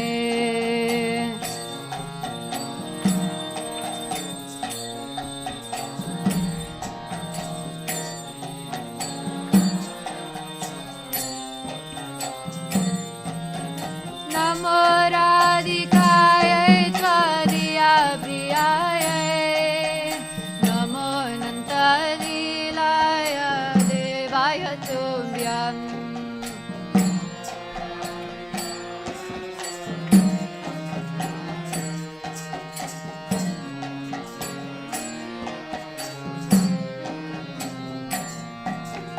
नमो नन्तलीलाय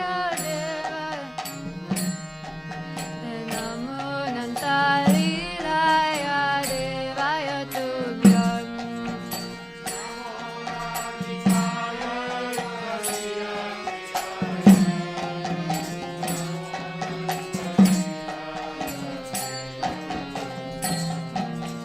नमो राधिकाय त्वदीया प्रियाय नमो नन्तलीलाय देवाय तुभ्यम्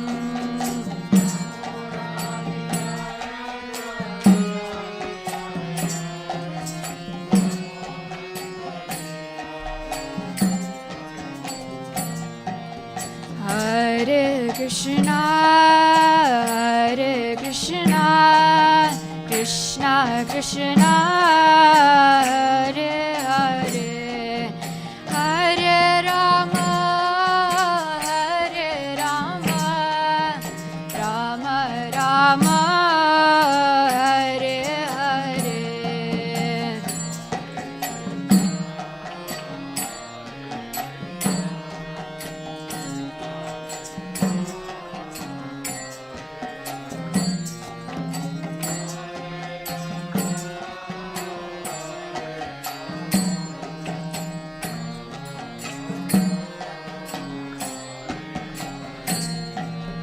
Hare Krishna, Krishna Krishna, Hare Hare, Hare Rama, Rama Rama, Hare Hare.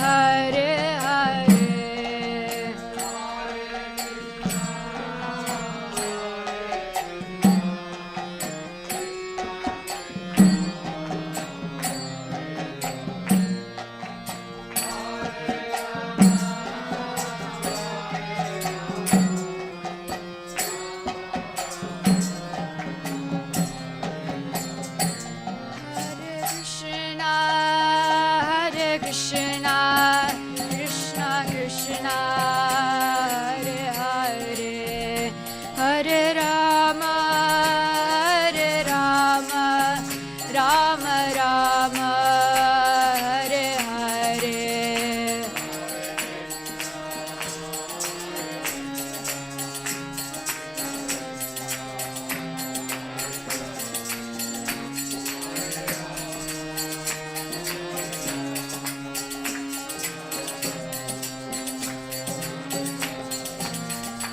Hare Krishna, Hare Krishna, Krishna Krishna, Hare Hare, Hare Rama, Hare Rama, Rama Rama, Hare Hare.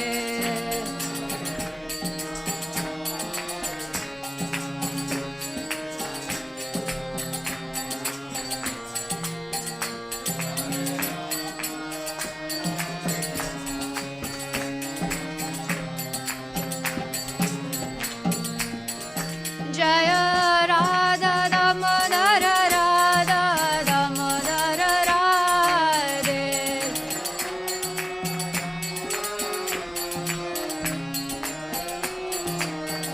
Jaya Radha Damodara Radha Damodara Radhe.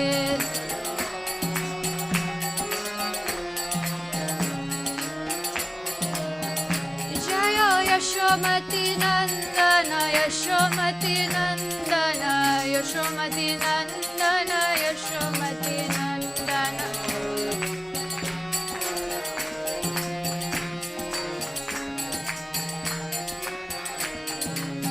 Oh Jaya Radha Nila Madhav Radha Nila Madhav Shri Radhe.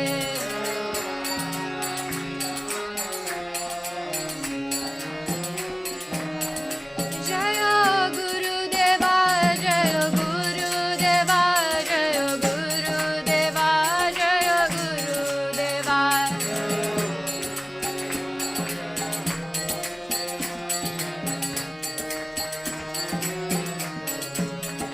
Nittai Gaura Hari Bol, Hari Bol, Hari Bol, Nittai Gaura Hari Bol.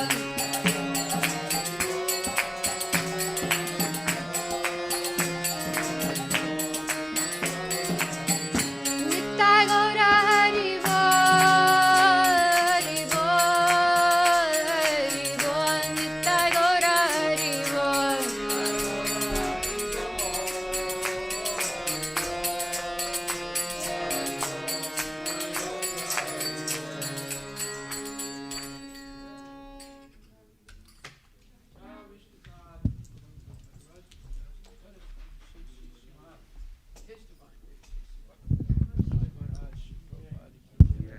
Anantakoti Vaishnav ki jai, Namacharya Srila Haridastakur ki jai, Prem Shikaho Shri Krishna Chaitanya Prabhu Nityananda Shri Advaita Gadadhar Shri Vasudeva Gaur Bhaktavinda ki jai, Shri Radha Krishna Gopinath Sam Kunda Radha Kunda Giri Govardhana ki jai, Shri Vrindavan Dham ki jai, Shri Mayapura Dham ki jai, Shri Jagannath Puri Dham ki jai, Tulasi Devi ki jai, Bhakti Devi ki jai, Ganga Maya ki jai, Jamuna Maya ki jai, Samaveda Bhaktavinda ki jai, Damodarastakam ki jai, Nitai Gaura Premanandi.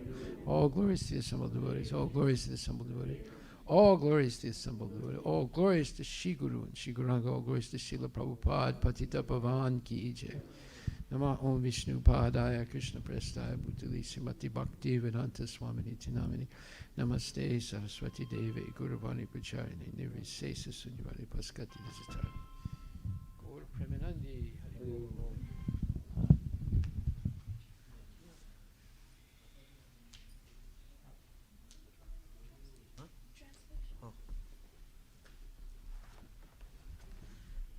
We are reading the translation of Sri Damodarastakam. To the Supreme Controller, who possesses an eternal form of blissful knowledge, whose glistening earrings swing to and fro, who manifested himself in Gokula, who stole the butter that the gopis kept hanging from the rafters of the storerooms, and who then quickly jumped up and ran in retreat in fear of Mother Yashoda, but has ultimately caught to the Supreme Lord, Sri Damodara, I offer my humble obeisances. Seeing the whipping stick in his mother's hand, he is crying and rubbing his eyes again and again with his two lotus hands. His eyes are filled with fear, and the necklace of pearls around his neck, which is marked with 3 lines like a conch shell, is shaking because of his quick breathing due to crying. To the Supreme Lord, Sri Damodara, whose belly is bound not with ropes but with his mother's pure love, I offer my humble obeisances. By such childhood pastimes as this, he is drowning the inhabitants of Gokula in the pools of ecstasy, and is revealing to those devotees who are absorbed in knowledge of his supreme majesty and opulence that he is only conquered by devotees whose pure love is imbued with intimacy and is free from all conceptions of awe and reverence. With great love, I again offer my obeisances to Lord Damodara hundreds and hundreds of times. O Lord, although you are able to give all kind of benedictions, I do not pray to you for the boon of impersonal liberation, nor the highest liberation of eternal life in Vaikuntha, or any other boon, which may be obtained by executing the 9 processes of bhakti. O Lord, I simply wish that this form of yours as Balagopala in Vrindavana may ever be manifest in my heart, for what is the use to me of any other boon besides this? O Lord, your lotus face, which is encircled by locks of soft black hair tinged with red, is kissed again and again by Mother Yashoda, and your lips are reddish like the bimba fruit. May this beautiful vision of your lotus face be ever manifest in my heart. Thousands and thousands of other benedictions are of no use to me. O Supreme Godhead, I offer my obeisances unto you, O Damodara, O Ananta, O Vishnu, O Master, O my Lord, be pleased upon me.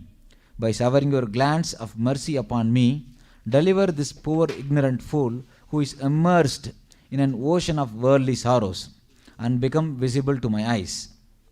O Lord Damodara, just as the 2 sons of Kuvera, Manigriva and Nalakuvera, were delivered from the curse of Narada and made into great devotees by you in your form as a baby tied with rope to a wooden grinding mortar. In the same way, please give me your own Prema Bhakti. I only long for this and have no desire for any kind of liberation. O Lord Damodara, I first of all offer my obeisances to the brilliantly effulgent rope which binds your belly. I then offer my obeisances to your belly, which is the abode of the entire universe. I humbly bow down to your most beloved Srimati Radharani, and I offer all obeisances to you, the Supreme Lord, who displays unlimited pastimes. Shri Damodarastakam ki jai. Satyavrata Muni ki jai.